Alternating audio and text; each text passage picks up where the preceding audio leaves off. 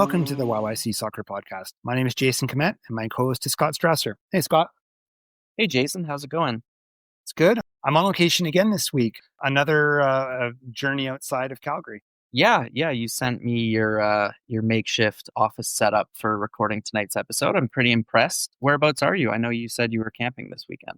Dinosaur Provincial Park. So, they have a nice little setup here. They've got sort of a mean like cafe sort of thing, and they have these screened in areas with picnic tables, and we've got power and internet here, and I can still see outside, but it's still pretty quiet. So it seemed like a good place to do this. So here we are. Well, kudos for still being willing to do the episode today, even though you're, as you say, on location. But excited to do episode 115. This episode's our beginning of the week review episode. We're going to talk about a couple matches. We'll talk about the Wild's victory over Vancouver and Cavalry's draw against Vancouver FC. Also talk a bit about some League One Alberta action, and I think that's gonna cover it off for this episode. So anything else you want to add in there, Scott? Or I think that's going to be kind of the main parts we're going to do. Yeah, it should be a pretty short and sweet episode, but let's dive into those matches. This is Lydia Bedford, and you're listening to the YYC Soccer Podcast. Let's start with the Calgary Wild's 2-1 win over the Vancouver Rise on Saturday. This ended a 3-game losing skid that the Wild had been on. Lots of relief, I think, after this one, but also a lot of happiness that the Wild were able to pull out the win. Yeah, I was at the match, and I thought the Wild you could definitely tell even from where I was sitting that there was some relief that they scored a couple goals early, and then afterwards in the post-game press conference, very much so. That was the buzzword for the whole press conference was relief. Yeah, and this was a big win for the Calgary Wild, playing a team that they are right next to in the standings. They came into the match in 5th place of a 6-team league, so toward the bottom, and they ended the weekend in 4th place. So they were able to kind of swap places with the Vancouver Rise.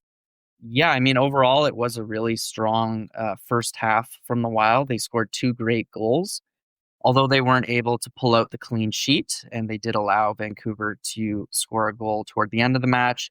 It was ultimately just a consolation for the Rise, and the Wild were able to gain the 3 points. So let's just recap the goals right now. So early in the match, I believe is the 13th minute, Serita Thurton finally opened up her account with the Wild, and she scored. It's a really nice play. Meggie Rolfsa, it was a long pass from her. She basically booted the ball way upfield, and Thurton ran right to it and then made a great final touch to put it into the back of the net. Jason, I wanted to bring up, when we interviewed Janaea Robertson in our last episode, she did talk about how the Wild love to play a possession-oriented style of game. They like to keep the ball. They like to build the play up from the back. But this goal really made me wonder why the Wild don't play a more direct style more often. As you mentioned, this was a long ball forward from Meggie Rolfsa, who's the center back for the Wild, but it was perfectly weighted.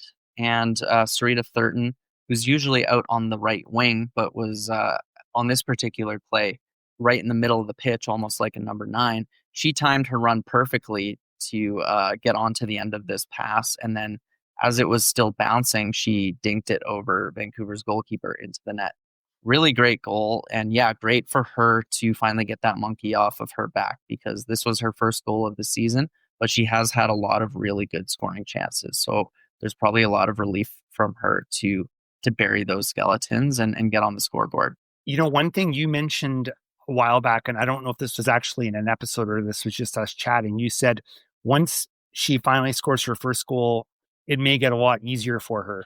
And that's exactly what she said in the post-game press conference. She said that now that she's got this first one, she really thinks that it's going to, now that kind of pressure is off to sort of, open the account, that she feels like she's going to, the next ones are going to come a lot easier. I mean, I think she's right.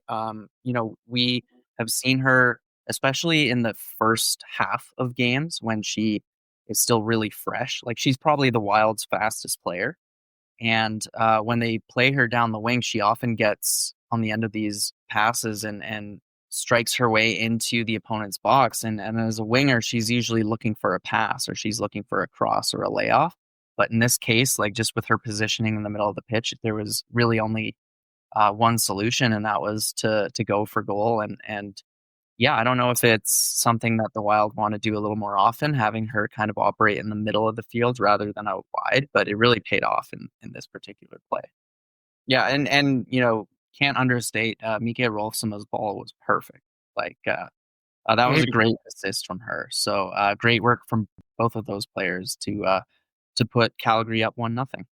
Yeah, and then the second goal for the Wild was a free kick a little bit later on in the first half by Meggie Dougherty Howard.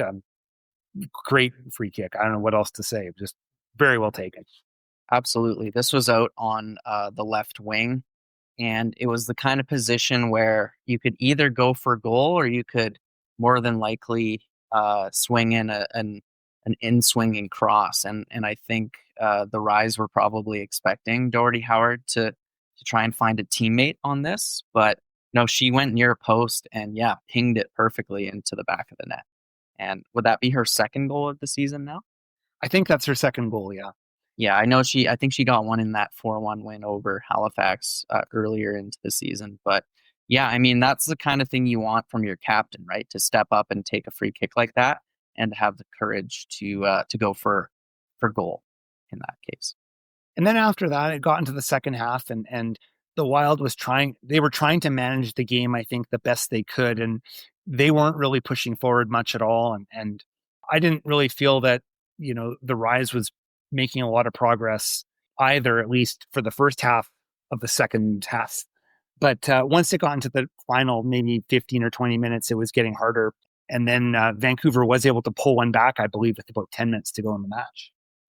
Yeah, this was Jessica De Filippo getting on the end of a ball and scoring for the Rise. And of course, there's a little bit, I think, of nervousness from the Wild after. Like, they'd nearly given up a lead to Halifax at home in June, I want to say. But no, in this case, the Wild were able to shut up shop and do enough to secure the 3 points.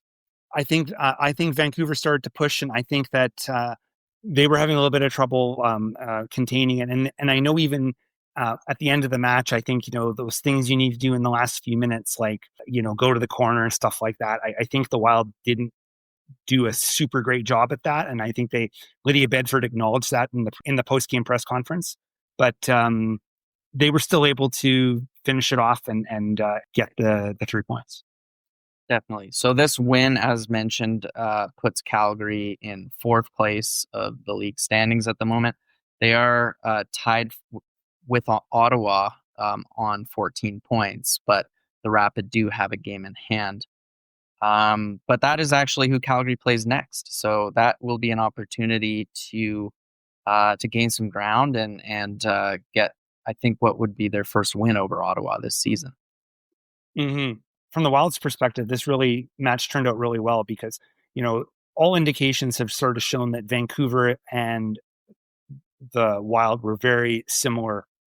On the two previous matches in Vancouver, both matches were fairly tight, and the standings have sort of indicated that they're pretty equal. But I really thought that this was, of the three matches that these teams played, I think that this was the one match where, one team definitely got the better of the other, and that was the Wild. They got the better of Vancouver. And I'm sure part of that at least was the advantage of being at home, but still, you do what you need to do in the game in front of you. And I think the Wild did just fine. For sure. And also having some of those players back who've been injured in recent weeks. For sure. When I looked at that lineup is very close to what you would call their healthy full lineup, with the exception of Callie Johnson, who didn't dress. But pretty much that's the group they've been trying to go with for the whole year otherwise. So I know. So I know we'll talk more about it in our midweek episode, or the one we release on Friday. But the Wild's next game will be next Saturday, July 19th, 2 p.m., and they'll be back in McMahon. They take on the Ottawa Rapid. I'm Shamit Shom. This is the YYC Soccer Podcast.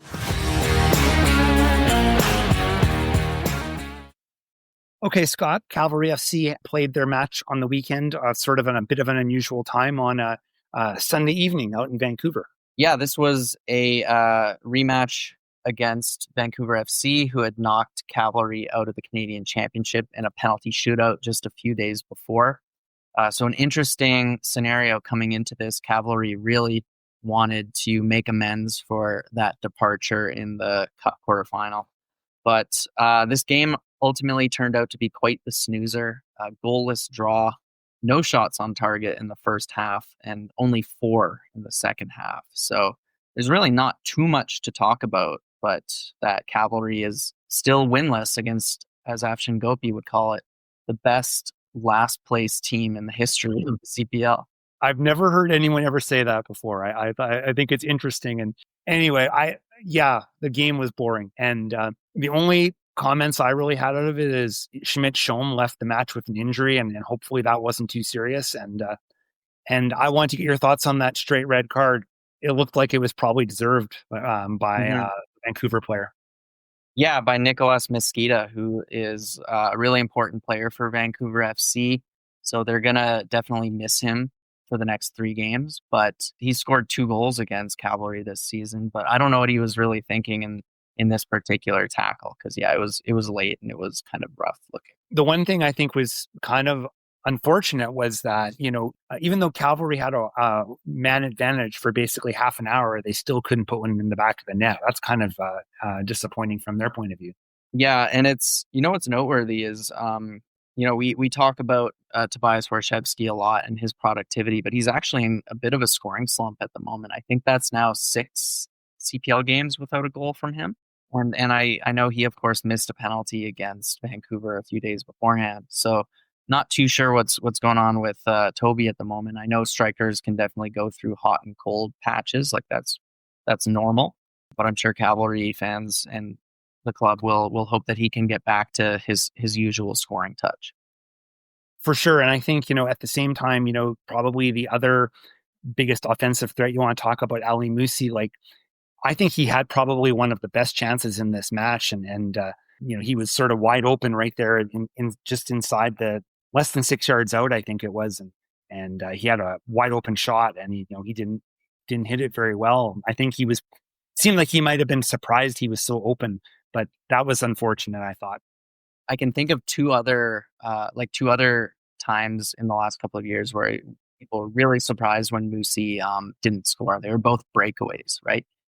Just one-on-one with the goalkeeper. And it's funny because Musi is the kind of player who makes something happen from nothing. And he often scores goals where you're like, how did he even see that hole? Or how did he make that happen? But then he's also a player who has had those moments where it's 9 out of 10 times you expect him to score and he doesn't do it. But no, I mean, obviously he's one of the CPL's best players despite that, and not really trying to knock him down or anything like that. But it is just something that I thought of when he didn't score that. He's like the anti-poacher. Yeah, exactly. Maybe not a nickname you'd want to be known by, but that's kind of, what you described there. So anyway, yeah, absolutely. He's obviously a very valuable member of the team, but yeah, anyway. Anyway, in terms of league standings implications, Cavalry is actually down to 4th place at the moment. After 13 games, they are on 22 points, 2 points back of Halifax, but they do have a game in hand. So nothing too concerning. They're still healthily in the playoff position, but it is interesting how quickly in this league you can go from 2nd to 4th. For sure. This is Kendall Showers, and you're listening to the YYC Soccer Podcast.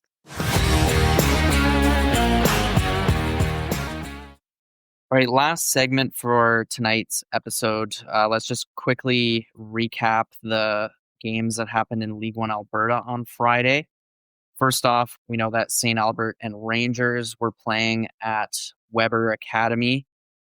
This was a 2-0 win on the men's side for St. Albert, with goals coming from Rodane Cato and Noah Lachelt, who is still top of the Golden Boot standings with an impressive 15 goals now. largely thanks to 7 goals that he scored in back-to-back games earlier this season. On the women's side, this was a goalless draw. Foothills played Scottish at Macron, and men, this was not even close on both sides, the men's and the women's side. No, God, no. It was a 5-0 win on the men's side for Foothills. Good night for Evan Cunningham, who notched a brace. The other 2 scorers, also familiar names if you've been following League One this season, Robert Woodruff Brown and Amadou Bayo. And then another goal coming from NA, Jason, who's been doing quite well in recent weeks. NA's been playing great. Yeah. And on the women's side, this one was even less close. It was 7-0. Yeah, and former 2-time podcast guest Kendall Showers was the woman of the match with 4 goals, which puts her up to 6 for the season. And then the other goals in this game came from Rachel Barlow, Abby Steen, and scoring leader Avril Jamieson. At Broadview on Friday night, Blizzard played Callies, and Blizzard prevailed in both matches, although they were a bit closer than the matches were at Macron that same night.